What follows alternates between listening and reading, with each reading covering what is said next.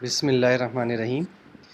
آج کے لیکچر میں ہم نے ڈسکس کرنا ہے what is informed consent and invisible information gathering. نام سے آپ دیکھیں گے، تھوڑا سا غور کریں گے تو آپ کو اندازہ ہو جائے گا کہ بیسیکلی آپ کی انفارمیشن گیٹ کرنے کی بات ہو رہی ہے، لیکن دو طریقوں سے۔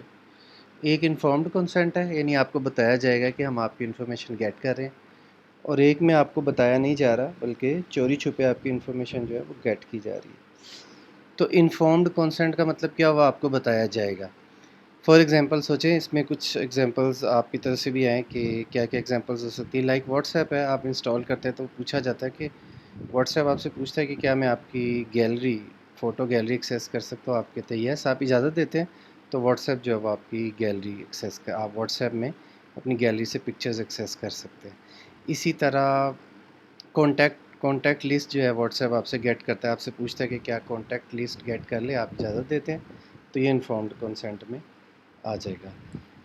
تو وہ انفارمیشن جو آپ اجازت نہ دیں اور آپ کے بتائے بغیر ہی چوری ہو جائے، وہ انویزیبل انفارمیشن گیدرنگ آ جاتا ہے۔ لائک لاسٹ لیکچر میں ہم نے بات کی کہ بہت سی ایپس ایسی ہیں جو آپ کو بتائے بغیر آپ کی لوکیشن سروسز آن کر دیتی ہیں، تو وہ آپ کی لوکیشن سروسز بیسیکلی کہیں جا رہی ہیں انفارمیشن، تو وہ انویزیبل انفارمیشن گیدرنگ میں آ جائے گا۔